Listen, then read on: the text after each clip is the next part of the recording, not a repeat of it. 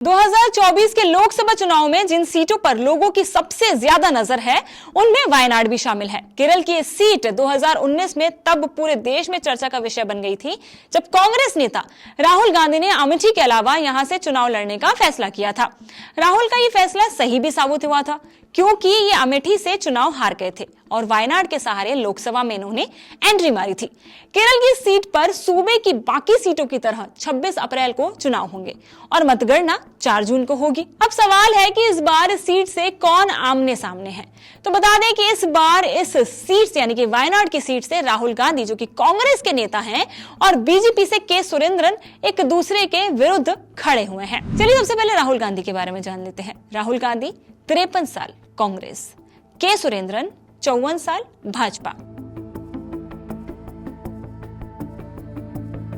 केरल की वायनाड लोकसभा सीट 2009 में अस्तित्व में आई थी और तब से इस सीट पर कांग्रेस का ही आधिपत्य रहा है। 2009 और 2014 के लोकसभा चुनाव में सीट से कांग्रेस के नेता एम.आई. शाहनवाज ने जीत दर्ज की थी, जबकि 2019 में इस सीट ने राहुल गांधी को लोकसभा में पहुंचा दिया था। 2009 में इस सीट पर मुख्य लड़ाई कांग्रेस और सीपीआई में ही होती रही है, लेकिन इस बार बीजेपी ने भी के सुरेंद्रन के रूप में एक कद्दावर नेता को उतारकर मुकाबले को दिलचस्प बना दिया है। यही वजह है कि आज पूरे देश की नजरें वायनाड लोकसभा सीट पर है।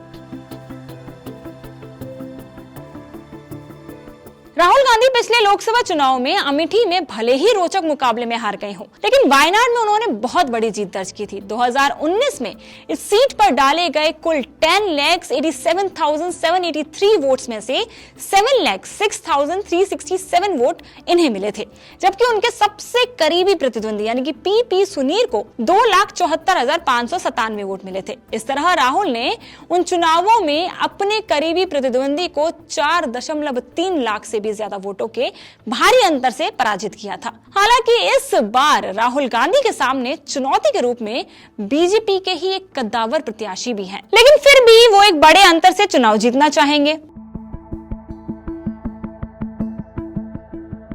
वायनाड से राहुल गांधी के सामने बीजेपी के प्रदेश अध्यक्ष के सुरेंद्रन मैदान में हैं। उन्हें 15 फरवरी 2020 के प्रदेश बीजेपी का अध्यक्ष बनाया गया था और तभी से वो लगातार पार्टी को मजबूत करने की कोशिश में लगे हुए हैं। सुरेंद्र अब तक 3 लोकसभा चुनाव लड़ चुके हैं और तीनों में ही उन्हें हार का सामना करना पड़ा है।